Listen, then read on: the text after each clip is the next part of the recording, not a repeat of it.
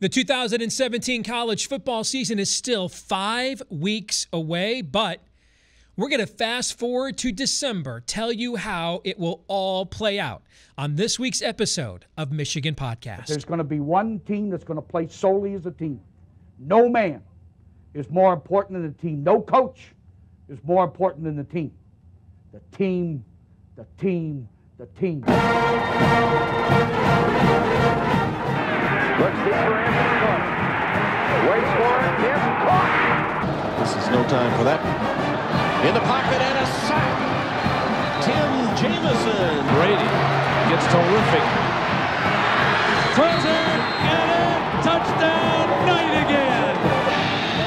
Schultz just before Frizzell got him. And a leaping interception by Woodson. Harbaugh back to throw over the middle. Caught by Collier at the 5 on his feet. Touchdown, Michigan. On its way. It's good. He's 5'7", 179 pounds, a junior at Michigan. But Jamie Morris packs a wallop, and he delivers for Bo Schembechler. And here's your first play. Pressure coming. Second. It is Glenn Steele, number 81, who fought his way through the traffic. Option. And Robinson calls his own number, and he's going to score. Oh, an easy touchdown for Robinson and Michigan. The MVP in today's ball game. You want to know who it is? I'm standing alongside his proud daddy, quarterback Brian Greasy of Michigan.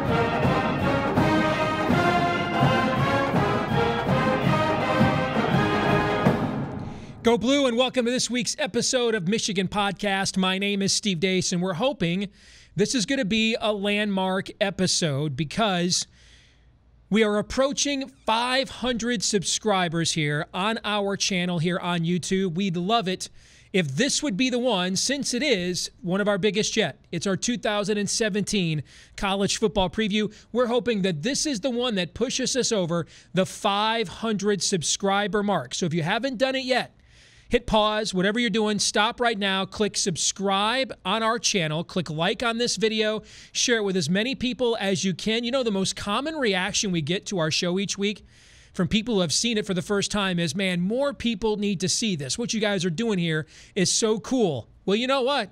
We agree. More people need to see this, and you're the best way we can make that happen. So help us to spread the word here about Michigan Podcast. Get us over 500 subscribers. 2 weeks ago, you guys helped us get over 10,000 views just by word of mouth. We appreciate that. Well, now our next goal is to get over 500 subscribers here on our channel. Hopefully, we can reach it this week. And don't forget to click like and subscribe. And, hey, if you're a bandwidth guy and you're like, you know what, this is killing my data plan, you can subscribe to the audio-only version via iTunes, Stitcher, and Google Play as well. You can follow us on Twitter at Michigan Podcast, like our Facebook page. Check us out online at MichiganPodcast.com too. Well, this is our 2017 college football preview. Now, the way I like to do my preview every year is a little different than most. I actually like to do a forecast, how I think the season will play out. I do power ratings, I WNL schedules, and I'll go through every team's schedule multiple times to see what I think is the most likely outcome. I'll factor in coaching ratings if I think the two teams are pretty evenly matched and I think there's a coaching advantage in a particular game. So most of the preview you will hear today and see today on the Michigan Podcast is actually my in advance review, what I think the results of this season will be. But we will begin with an actual preview itself. 3 questions that I think are going to determine the outcome of this season depending on the answers. And we begin with question number 1. Will there be a Clemson-Alabama three-peat. These two teams have given us instant classics the last 2 years. So many fluke plays, big plays. Deshaun Watson, I'm still incredulous. NFL scouts were wondering last year, can he play in the show? I don't know. You know, in the biggest stage in college football against NFL defenses, because that's essentially what Alabama is, scheme-wise and personnel. In any given year, there's 25 guys on Alabama's scholarship defensive unit that are either going to play in the NFL next year or in the coming years. And all Deshaun Watson did against those two Alabama teams, by the way, over 800 yards passing, 8 touchdowns, 1 interception. I think that's pretty good. Yeah, I think that's kind of okay. So the classics, will there be a three-peat? I think the answer is no. I think Alabama will hold up its end of the bargain. But the loss of the aforementioned Deshaun Watson, when you consider that about half of Clemson's wins last year were by a touchdown or less, and that was with the best player in the history of their program, you got to think maybe a couple of those games this time around without him, you don't pull him out. So I don't think Clemson will keep up their end of the bargain, but I do think Alabama will be back in the playoff again. So I don't think we're going to see a three-peat, but, hey, neither one of them are my favorite team. You know what I mean? This one is. But if it turns out my favorite team can't get there and you're telling me we're going to see round 3, the rubber match between, you know, Clemson and Alabama, Rocky and Clubber Lang, I wouldn't complain. First 2 turned out okay. I just don't think we'll see it again. Now, speaking of my favorite team, I think Michigan has one of the key questions to answer this fall, and it's why I think the Wolverines are the most interesting team this season. Because the question that they need to answer, and we have been asking it numerous times on Michigan Podcast already, can Jim Harbaugh rebuild on the fly? Our very first pilot episode, if you haven't seen it, make sure you check it out. I went through the roster talent 4-year foundations for all of the major college football programs, looked at their retention, what their recruiting classes were ranked, and I assessed them points based on 3 stars, 4 stars, 5 stars, etc. And what I found was the last 2 years, Michigan has recruited at the same clip of the Clemsons, Florida States, Ohio States, and Alabamas. But it's only been the last 2 years. In fact, Michigan's roster points, they have more talent, more points lined up in their last 2 classes than any other team in major college football, which means they're really young, but those really young guys are really good. But the difference between what Michigan is trying to do this year and what Dabo and Jimbo and Saban and Urban have been doing for the last several years is Harbaugh is attempting to do the reloading on the fly with only 2 recruiting classes that all of those other aforementioned names that are coaching Titans right now in college football, they were able to do in 3 years, 4 years, 5 years, 6 years. So they had more time to develop those guys, more time to evaluate the guys they recruited. Can Jim Harbaugh do what those guys have all done with more years to play with, but in only 2? I think that is one of the absolute most fascinating questions of this season. Now, if he can, chances are we are looking at a sequel in Ann Arbor with Michigan and Ohio State playing in a national quarterfinal for a spot in the college football playoff. If he can't, well, then we may find out that, hey, Michigan had to cycle up just like everybody else, and we'll see you in 2018. And the other big question that I think has to be answered this year, is the SEC no longer the top conference in college football? Have they been replaced by the ACC? Now, last year, I think they were. Now, let me also say this, by the way. I'm at the point I disdain the conference supremacy argument because it's just gotten silly. Now, we need to have it in college football because we have a subjective system for determining our champion. Even with a playoff now, we still have a subjective system for determining who gets into those playoffs. And we have some conferences that play 8 league games, some that play 9. So we have unbalanced schedules. Not everybody plays everybody. There's not a scheduling formula like the NFL has. And so most of a team's strength of schedule is going to be compiled by who they play in their conference because most of their competition comes from their own conference. So we do need to look at this. We need to have this debate because for most squads, there's a few outliers. Notre Dame's going to play USC in October. And so Stanford will play Notre Dame out of conference in November. But for most teams, when we get to October, the rest of the season, they're playing teams in their own conference. So it is important to note Who does have the strongest conference? What is the strength of your conference? Because that tells us a lot about your strength of schedule and your resume for getting a playoff berth. But it's become a silly idol of identity now. I mean, the SEC chants and everything else, who cares? Really, if you're a Mississippi State fan, can I ask you a question seriously? If you're a Mississippi State fan, did you go out and buy any Alabama 2015 national championship gear? When you were sitting there yelling, SEC, SEC at your television screen, did you run out to the sporting goods store? Did you jump online at fanatics.com or your favorite haunt and say, man, I got to get me an Alabama national championship shirt? Of course you didn't do that. Just like, St. Louis Cardinal fans last October during the Fall Classic weren't chanting, NL Central, NL Central. Okay, who freaking cares at that level? That identity thing with the SEC has gone way, way too far. And I know why they do it. It's branding. ESPN, their corporate partner, likes it. But in reality, it's stupid. Now, on the same hand, though, this is an important debate to have in terms of evaluating the teams and their playoff resumes. But beyond that, we have taken this to just absolutely silly places. But I don't know how you don't make the argument the ACC was the best league last year. Well, Steve, what would be your evidence for the ACC being the best conference in college football in 2016? I'm reminded of that scene in The Avengers when Captain America's irate at Tony Stark and he walks up to him and says, you know what? Without that suit, what are you? And he looks at him and he says, billionaire, tycoon, philanthropist, playboy. Yeah, that's it. That's pretty much all you need to be, right? So what's my evidence for the ACC being the best conference last year? They won the national championship, they won the Orange Bowl, and they had the top 2 finishers in the Heisman Trophy. So, yeah, there's that. Your conference had none of those? Okay, debate settled. Think we're done here. I mean, what other parameter do we need? That's pretty well defined. Now the question becomes, can the ACC sustain that? Can the Big Ten take the next step? The Big Ten, I thought, was the dominant conference in college football in the regular season. 4 of the top 7 teams in the final college football playoff rankings were from the Big Ten. But then it flamed out when we got to the postseason. So can the Big Ten take the next step and assert itself in the postseason against the other power conferences as well? Those are, I think, the 3 questions that will have a lot to do to determine how this season plays itself out. When we come back on Michigan Podcast, we're going to begin playing this season out. Win would really satisfy the alumni here, wouldn't it? For a week.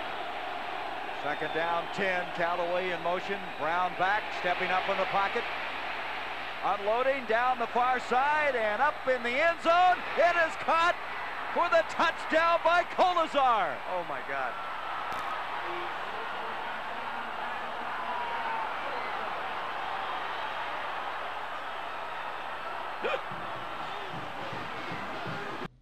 We begin taking a look at how I think this season will play itself out with what I call my crystal ball predictions. These are the top 25 things that I think will or will not happen this season. And we begin with number 1. For the first time ever, I believe a 2-loss team is going to make the college football playoff. In fact, I think 2 2-loss teams are going to make the college football playoff. We almost had a 2-loss team make it last year between Penn State and Michigan. Number 2, no FBS team will finish undefeated this season. I don't think anybody's going to run the table, not even Group of 5 darling South Florida with its more than friendly schedule. I think everybody will have a blemish when we get to the 1st of December and the final playoff rankings are released. Number 3, Texas will improve by at least 4.3 wins in Tom Herman's first season because that's the average win improvement of every FBS school he has either been the head coach or an assistant coordinator for. He went from 3 wins to 7 at Iowa State. He went from 6 wins to 11 at Ohio State, from 8 wins to 12 at Houston. I think you'll see a similar jump for Texas this fall. Number 4, nice crying Jordan meme there, by the way. Oklahoma will not play in the inaugural Big 12 championship game. I think there's going to be more of a factor in the retirement than Bob Stoops, than most are letting on. You can't tell me, oh, he's a Hall of Fame coach, tremendous coach, and then say a 33-year-old guy who's never been a head coach anywhere and 3 years ago was the offensive coordinator at Eastern Carolina is just going to step right in and they're not going to skip a beat. I don't buy that. Number 5, Mark D'Antonio will, I guess we'll put it in air quotes, retire as Michigan State football coach and be replaced by his former defensive coordinator, Pitt coach Pat Narduzzi. That's the second straight Pitt coach that ends up in the Big Ten. Remember, Paul Chryst came to Wisconsin by way of Pitt, and of course he was Wisconsin's old OC. Number 6, this will be Bill Snyder's final season as a college football coach. Of course, he's getting up there in years. He's got some health problems now. And I think he's got a team that is built like every other team that's been a contender that he's had. So this is a nice year for him to think about going out. Number 7, USC will be preseason top 5, but will fail to make the college football playoff. In fact, since 2007, the Trojans have been preseason top 5 3 times. Only once did they even finish in the top 20 at the end of the season. Number 6, Kevin Sumlin will be fired as Texas A&M football coach and replaced by North Carolina coach Larry Fedora, who, of course, has Texas A&M ties. And it could be argued that Kevin Sumlin effectively has already been fired as the Texas A&M football coach. Number 9, Jim Mora will be fired as UCLA football coach and replaced by former Oregon coach Chip Kelly. I think Chip Kelly is coaching in college football in 2018. I don't think it's in the SEC. Why do you want to go up against the intergalactic empire, the Star Destroyer, Death Star known as Nick Saban? Instead, you built the Oregon program largely on Cali kids. What better place to go recruit those kids than at UCLA? It's also a league that outside of Stanford and Utah doesn't play a lot of defense. And if you're Chip Kelly, do you want to go up against Clay Helton every year for a division championship? Or do you want to go up against Nick Saban for a division championship if you're at Texas A&M? Yeah, me too. That's a no-brainer. Number 10, Notre Dame will rebound this season under Brian Kelly, and then he will leave to pursue a job in the NFL. He has done this before. Remember, he interviewed for the Eagles job. I think Brian Kelly is realizing what his forerunners realized. Ty Willingham, Charlie Weiss, Bob Davie, all these guys got off to quick starts in South Bend and then could not sustain it. And I think you're going to see the same thing with Brian Kelly, so he's going to get out of Dodge. Notre Dame, number 11, will then turn to Bob Stoops, but he's going to say no. So the Irish will hire Maryland's DJ Durkin instead. Successful coordinator at Michigan, Florida. He was the National Recruiter of the Year, according to Rivals.com, when he was at Florida. What Notre Dame needs is a recruiting base. Their national recruiting base just can't sustain itself anymore. They're not as powerful of a brand as they used to be. They need someone like a Durkin, who has now the DMV, where he's recruiting very strongly for Maryland with back-to-back top 20 classes. And then, of course, at Florida, which is the southeast area there. That's the number 1 recruiting region in the country. Number 12, after losing 4 games in a season only once between 1969 and 2001, Nebraska will lose at least 4 games this season for the 14th straight year. That's incredible that Nebraska has been that mediocre for that long. Number 13, Alabama and Washington will be the only repeat Power 5 conference champions. Number 14, Jim Harbaugh will get his first win over Urban Meyer on November 25th. I think Ohio State comes in undefeated. Michigan pulls the upset. Number 15, for the 14th consecutive season, the Miami Hurricanes will not win double-digit games in the regular season. Now, I think that streak's coming to an end next year, but I think there's still one more Mark Richt recruiting class away. Number 16, the Heisman Trophy finalists will be in alphabetical order: Saquon Barkley of Penn State, J.T. Barrett of Ohio State, Jake Browning at Washington, Lamar Jackson at Louisville, Mason Rudolph at Oklahoma State. You'll notice no Sam Darnold, no Baker Mayfield. Number 17, Mason Rudolph will be the first Oklahoma State player to win the Heisman Trophy since Barry Sanders did it in 1988. Number 18. All 3 service academies will qualify for bowl games for the second year in a row. That has never happened before. Air Force, Army, and Navy. Last year, all 3 made bowl games. They've done it in the same season before, but they've never done it in back-to-back years before, and I think they will do that this year. Number 19. After last year's banner season for the ACC, Florida State will be the only team in the league to win double-digit games in the regular season. So I do think ACC was the best conference last year. I don't think they will sustain that for 2017. Number 20, the results of the top 5 early non-conference games will be, first, I like Alabama to beat Florida State. I think Florida State is equal to Alabama everywhere except one place. Alabama is not the team to find out if your offensive line is improved against or not. That's just, no. I mean, DeAndre Francois last year, he was not passing from a pocket, folks. He was passing from a launch point. He was taking shots you see in Oliver Stone football movies, except this time they weren't camera angles. They were real. Go back and watch the Miami-Florida State game last year on YouTube, and you'll see that dude took a worse beat down than Rocky did in his first match with Clubber Lang, okay?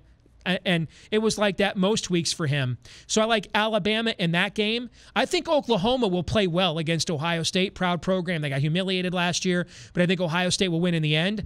I like Texas to upset USC, coming out party for Tom Herman. Plus, USC has to play Stanford the week before. Tough, physical game. Stanford beats you up. Texas essentially can put all its eggs into that basket of that USC game. USC cannot. I also like Michigan to squeak by Florida. I think that's going to be a bit of an ugly game. I think both teams have a lot of guys to break in. I think there'll be a lot of drama in that game. I'm not sure it'll be that well played. And I think Michigan, with more experience at quarterback, maybe makes one more play and ekes out an ugly win there. And I think Auburn goes on the road with Jarrett Stidham in Death Valley and beats the defending national champion Clemson Tigers. Number 21, Virginia Tech, Tennessee, and Colorado will begin the season ranked in the top 25 in the AP poll, but none of them will finish there. Number 22, Notre Dame, NC State, and Toledo won't be ranked in the preseason AP top 25, but all 3 will finish there. Number 23, the following first-year coaches are going to lead their teams to bowl games this season. Tom Allen at Indiana, Major Applewhite at Houston, P.J. Fleck at Minnesota, Tom Herman at Texas, Lane Kiffin at Florida Atlantic, Tim Lester, Western Michigan, Lincoln Riley at Oklahoma, Mike Sanford, Western Kentucky, Charlie Strong at South Florida, and I think Willie Taggart will turn around Oregon in his very first season. Number 24, liquidate these teams because I think they're going to win at least 2 fewer games than they did last year. Clemson, Colorado, Georgia Tech, Temple, Vanderbilt, Wake Forest, Western Kentucky, and Western Michigan. I think all of those teams will win at least 2 fewer games than they won in 2016. And then finally, invest in these teams that I think will win at least 2 more games than they won last year. Auburn, Florida Atlantic, Iowa State, NC State, Northwestern, Northern Illinois, Notre Dame, Oregon, Oregon State, UCLA, and Texas. I think those teams will all win at least 2 more games than they won last year. Chris Hutchinson, a loss of 14 on the sack by the Wolverines. And here's Wilson dropping to throw. Safety blitz, they pick it up. Pass to the near side, intercepted by Datton. Up the sideline, 20, 15, 10, 5. It's a touchdown. Lance Datton picked it off. Next up here on the Michigan podcast, my preseason rankings, which really aren't preseason rankings. They're my forecast based on how I have predicted the win-loss records for every team in college football. They're my forecast of what I think the final college football playoff rankings will be when the committee unveils them that first Sunday in December. Let's begin at number 25. I think Toledo, the Rockets, out of the group of 5, I think they have a strong year. They did lose a couple of key players like Kareem Hunt, outstanding running back, but they return a former 1,000-yard rusher, and the other guy that they're returning at running back averaged over 7 yards a carry last year. And oh, by the way, returning starting quarterback Logan Whiteside led the nation in touchdown passes. I look at their schedule. I see one game at Miami when I think they're an underdog. I think they run the table from there. Number 24, Notre Dame. I think they reverse last year's 4-8 record, and they go 8-4 this year. They just lost too many close games last season for that to happen 2 years in a row. 4 games they lost by a field goal or less. Number 23, NC State, a team I would like a lot more if they were on the other side of the ACC in the Coastal Division, but they're not. They're in the Atlantic, which means they're looking up at the Heisman Trophy winner. They're looking up at the defending national champions, and they're looking up at what is perennially one of the most talented programs in the country in Florida State. So I think they're one of the best 4 teams in the ACC. The problem is the other 3 teams I'd have ahead of them, they have to play in their own division. Number 22, we stay in the ACC. I go with Miami. The loss of Brad Kaya, I think, will be felt. They're a year away from being a playoff contender. I think they will be with one more Mark Richt recruiting class under their belts. But I do think they finally make it to the ACC championship game this year. And at number 21, I have Northwestern. Pat Fitzgerald returns one of the best offensive backfields in the country in Clayton Thorson and Justin Jackson. And you look at Northwestern's schedule, you see a lot of games that you could see being 21-17, 24-21, 28-24. And so when you're going to play a lot of one-possession games and you're the team on the field that has the best 2 players that touch the football the most at quarterback and tailback, I like your odds to win a lot of those kinds of games. The next 5. Number 20, Louisville. They have 2 pieces you like. A Heisman Trophy winner who could actually improve. He can get better as a passer, and he was pretty devastating a year ago, and a head coach that's never won fewer than 8 games in a season. That's the good news. The bad news is offensive line was dreck a year ago. They're rebuilding almost their entire defensive front 7, and they've got to replace some new weapons for Lamar Jackson as well. So it depends on what you're looking at with Louisville. You can look at it glass half full with Lamar Jackson and Petrino, glass half empty with everything else. Number 19, I have South Florida. I believe they will be the group of 5 representative in the New Year's 6. Charlie Strong inherits a better roster in his first year at South Florida than he did his first year at Texas.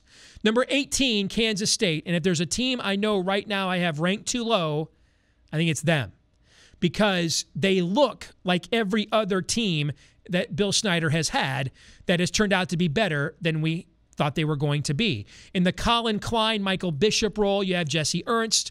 They have a solid defense, a very favorable schedule. I know I've got them ranked too low, but here's the problem. So you're probably wondering, well, Steve, if you know you have them ranked too low, why didn't you rank them higher? They are, after all, Steve, your rankings. And that's a good point. But the problem I had is when I projected out a lot of these records, a lot of the teams we have in this portion of my poll, I have going 9-3. And it was really difficult to sort of draw distinctions between that team's 9-3 is more impressive than the others. So I think Kansas State's going to finish higher than this. I just don't think it'll be that much higher than this. Number 17, Wisconsin. And, you know, we looked at Wisconsin's gauntlet of a schedule a year ago, and we thought those guys are done, man. They may not win a game for 2 months. And they ended up going 11-3. So I think it's clear we overrated the difficulty of Wisconsin's schedule a year ago, not to take anything away from what is maybe the best developmental program in the country, and they prove it year in and year out. I think this year we're underrating their schedule because they didn't lose a lot. They returned 16 starters.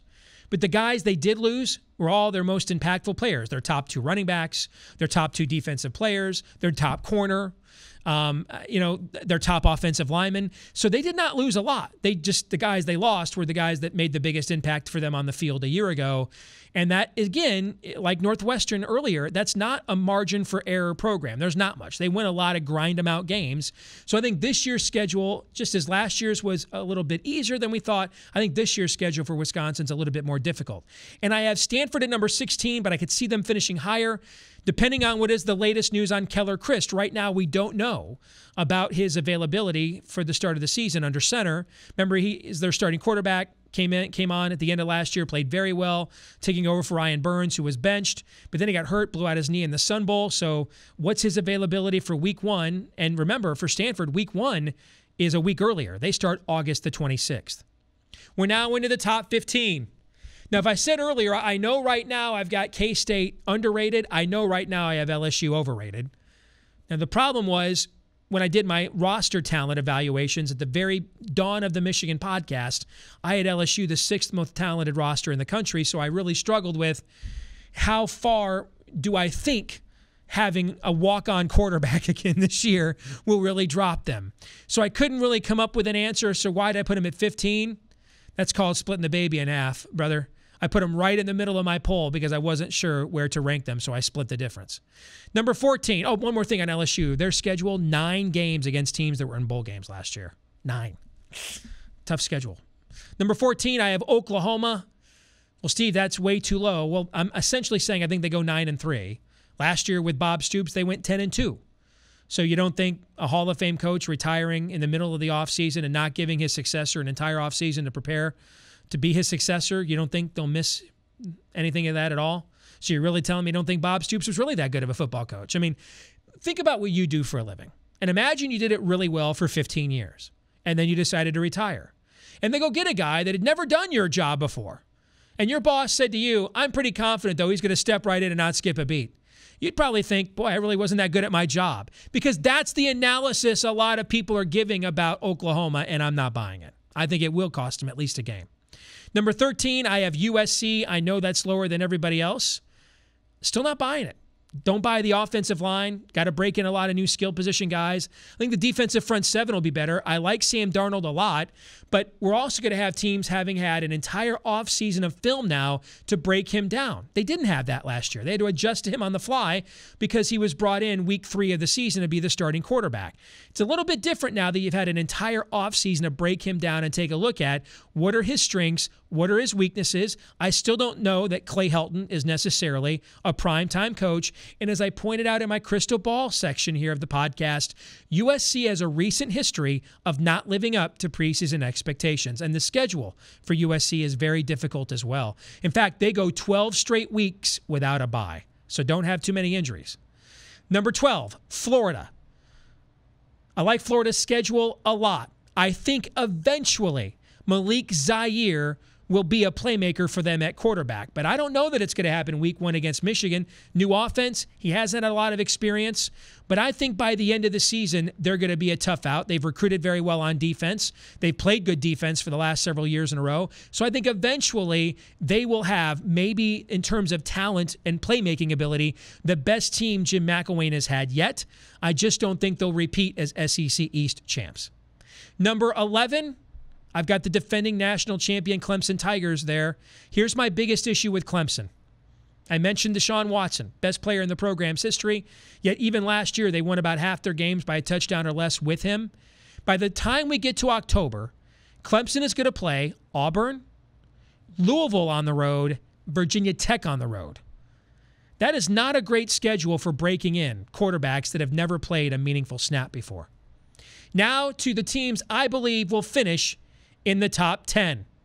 Georgia, I believe, will win the SEC East for the first time since 2012 and make it to the SEC championship game. I think Jacob Eason takes a huge leap forward this year, especially getting pressed by another hotshot 5-star quarterback named Jake Fromm on campus.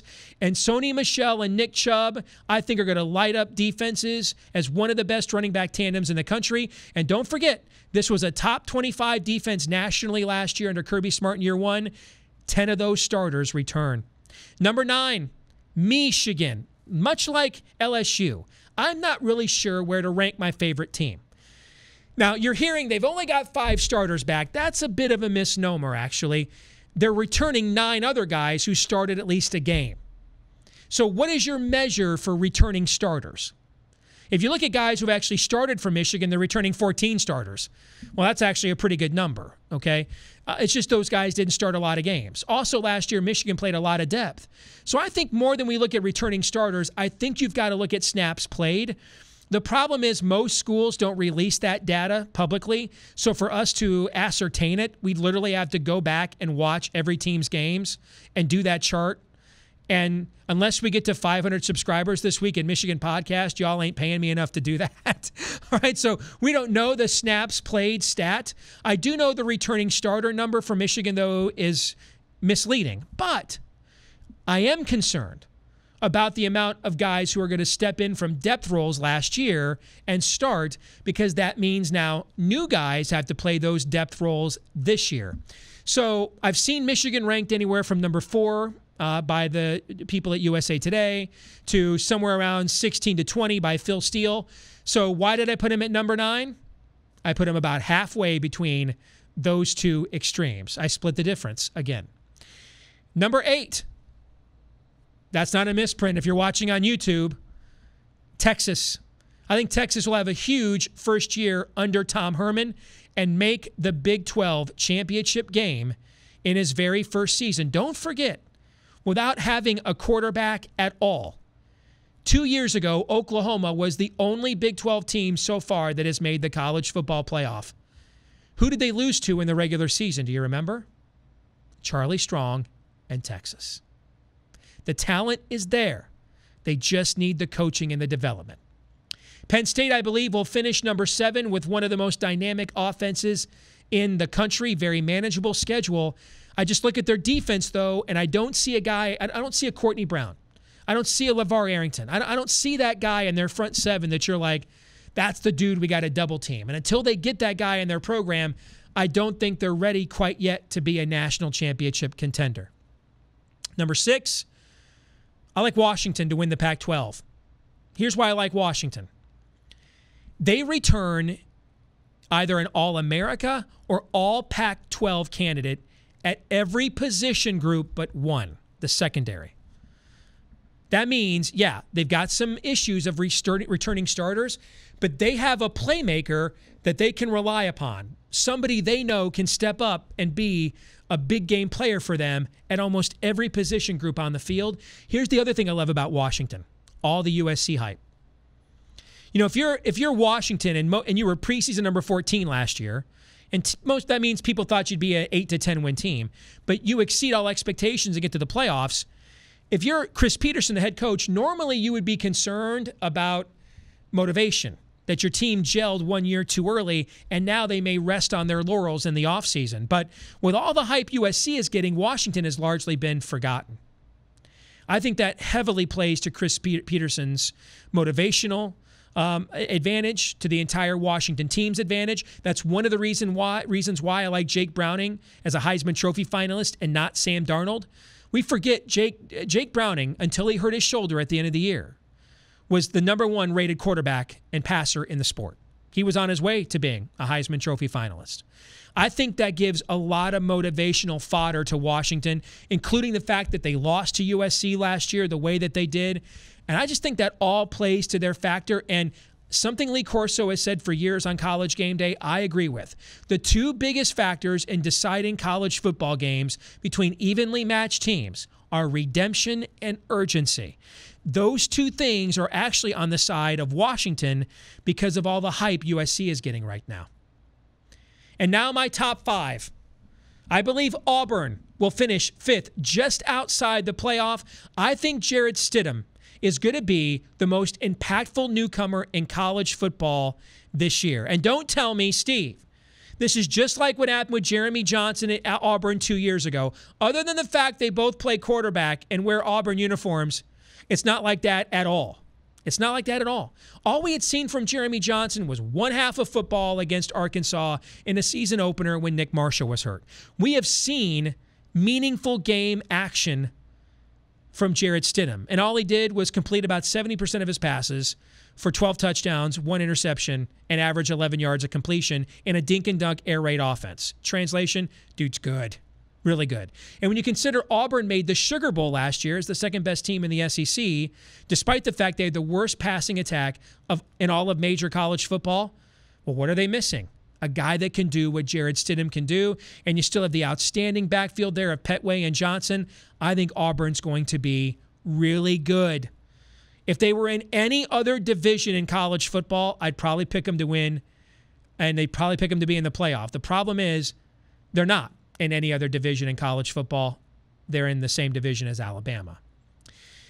Now we get to the top four of the teams I think will make the playoff. I think Florida State loses to Alabama and at the end of the year to Florida. I think 3 years in a row. It is tough to humiliate your rival 3 years in a row. Florida State the last 2 years has held Florida without an offensive touchdown.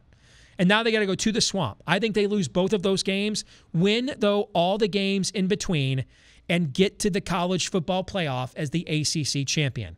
Oklahoma State, I also believe, will make the college football playoff with 2 losses by virtue of winning the Big 12 championship. I think they'll have a huge year with James Washington and Mason Rudolph putting up huge numbers. They get Oklahoma at home. And then I think they won't have to play them again in the Big 12 championship game. In fact, I think Oklahoma State's going to play Texas in the Big 12 championship game. My top 2 teams, I like Ohio State. I think they finish 11-1. They lose 1 game at the end of the year to Michigan, then go on and win the Big Ten championship to make it to the college football playoff. And though I hate to pick chalk, I hate it. Sometimes you just can't outsmart yourself. Sometimes you just can't be too smart by a half. Got to go with Alabama at number 1.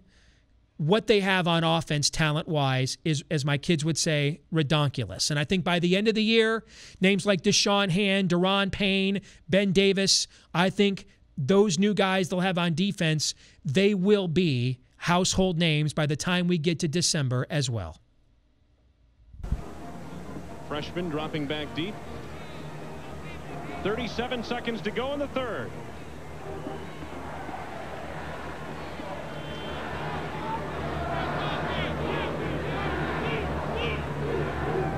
There's Gillette's numbers for today. Oh, he's going to run with it. He'll get the first down and more. Maybe a score. Touchdown.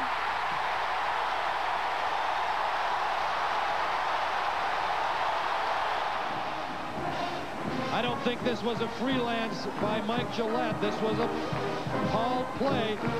Makes the punt. Look at, he sees it right now.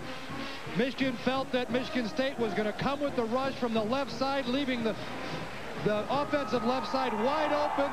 You'll see Mike Gillette pointing out, make a block here. I got it right there. He knows he's got the score. We are saving you time this week on the Michigan podcast. I mean, you don't even need to watch the college football season when it kicks off here in 5 weeks. We're telling you right now how it's all going to play out. And now we look at how I think each team will finish in the power conferences in college football. Let's begin in the Coastal Division of the ACC. I think Miami and Virginia Tech tie at 5-3, but I think Miami wins the head-to-head and finally makes it to their first ACC championship game. And if you look at the way I see the rest of that division, North Carolina 7-5, Georgia Tech and Pitt 6-6. I see a lot of mediocrity in that division. Miami, I believe, will lose to Florida State in the ACC championship game. I think the Noles run the table in the ACC, including a win at Death Valley against Clemson. Clemson, I think, finishes with 2 conference losses, as does Louisville. Both teams lose at a conference. I think Louisville loses at Kentucky. I think Clemson loses at home to Auburn. And NC State with a solid 8-4 season there that will likely save Dave Doran's job. In the Big 12, where we don't have divisions, we kick it old school. Oklahoma State and Texas, I believe, will share the regular season championship with Oklahoma. All 3 teams, I think, will go 7-2, but I think Oklahoma State and Texas will beat Oklahoma. Those will be the Sooners' 2 losses. That's why the Sooners stay home.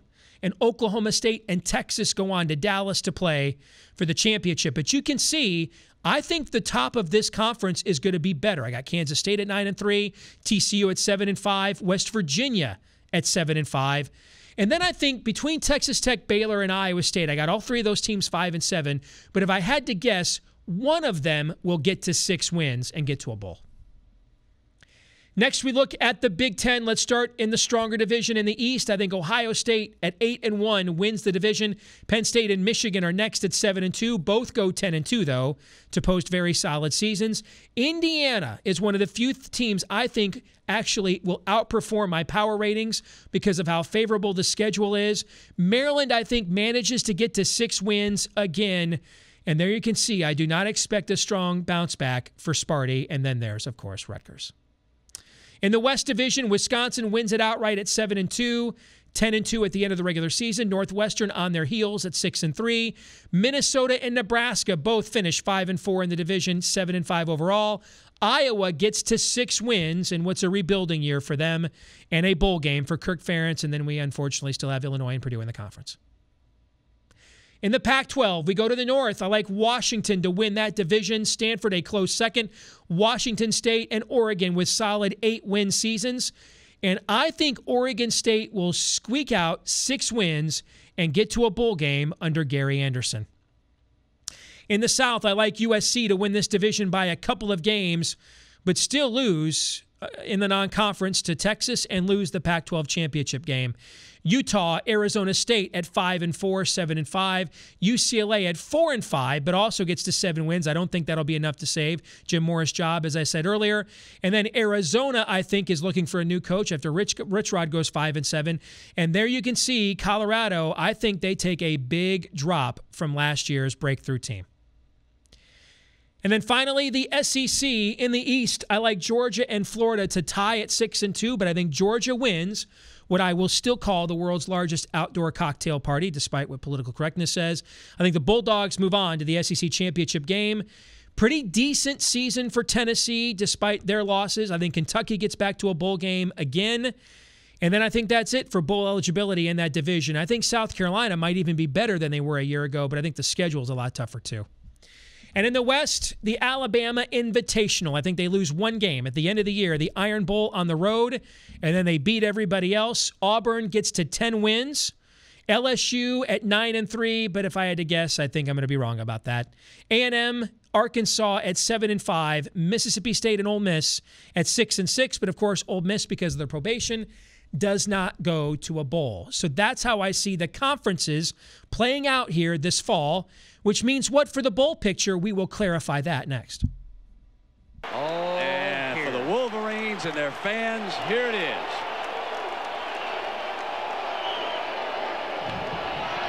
Lobs it. Hayes is there. Out of the end zone. Touchdown. They give it to him. He had 1 foot in. He's got it. 4th down. Scotty drives back. Has pulled it out. This baby's over.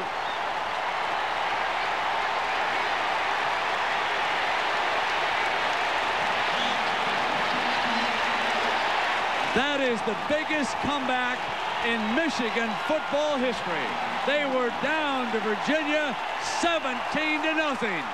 Before we wrap up our 2017 college football preview by showing you what I think the New Year's Six bowl picture, including the playoff, will look like, reminder, we would love to cross 500 subscribers this week right here on YouTube. We're right at about 400.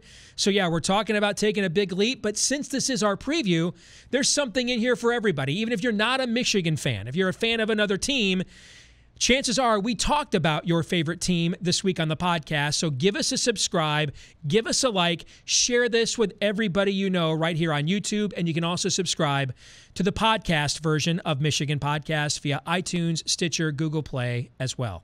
And now, these are the New Year's Six bowl games, beginning with the first national semifinal in the Sugar Bowl. I believe Alabama will host Florida State again. They will play twice this year. They will open the season with one another, and then they will play once more in the first national semifinal. In the other national semifinal, in the Rose Bowl will be happy to get a traditional Big Ten champion in Ohio State, but on the other side of the equation, the 3 seed, the number 3 ranked team, I believe, will be Oklahoma State. And a clash of styles between J.T. Barrett and Mason Rudolph, that would be a fun football game. The problem for Oklahoma State is one team in this game plays defense. The other team is called Oklahoma State. The rest of the New Year's Six in the Cotton Bowl. Here's an old school matchup. Auburn against Texas. Now, that just sounds like a Cotton Bowl you watched when you were a kid, right? You got up, watched Lindsey Nielsen on CBS back in the day in the Cotton Bowl. It's Auburn versus Texas in the 58th annual Cotton Bowl. That sounds like the Cotton Bowls we used to watch back when, it was the old Southwest Conference, but that's a good matchup. Next in the New Year's Six, in the Fiesta Bowl, how about a traditional kind of Rose Bowl matchup just a little further east in the Fiesta Bowl instead? Penn State against Washington. There would be a huge market for that game. Next, you want to talk about an old school matchup. A lot of us remember when Clemson and Georgia back in the day was like the non-conference rivalry in the South. Remember those days? Well, they're back, but in the Orange Bowl. Clemson against Georgia in the Orange Bowl. I think Clemson goes as the number 2 team out of the ACC. And the Dogs go barking all the way to South Beach. That's another game that would be a sellout. There would be a huge market for that game. That's an old school Southern rivalry. And if you're wondering, finally, where do I have my beloved Michigan Wolverines? I have them making the New Year's Six for the second year in a row. They head to the Chick-fil-A Peach Bowl to take on the Group of 5 representative, South Florida. So Charlie Strong against Jim Harbaugh. That's how I have the postseason picture playing out. And now you know, and as they used to say on G.I. Joe when I was a kid, knowing's half the battle. Now you know how the season will play itself out. Go ahead, take care of your yard, go coach your kids' Pee-wee football team, have a few date nights with the wife. You have no excuses. You don't need to watch the games anymore. We told you how it's all going to play out. We took all the drama away. We should have called this episode Spoiler Alert, which means we'll get about 10% of these predictions right, probably. Nonetheless, it's been a blast again here on the Michigan Podcast. Don't forget to subscribe right here on YouTube. Get us over 500, please. Like the video, share the link, subscribe via Google, iTunes, Stitcher as well. Follow us on Twitter at Michigan Podcast. We'll see you next week. Go Blue.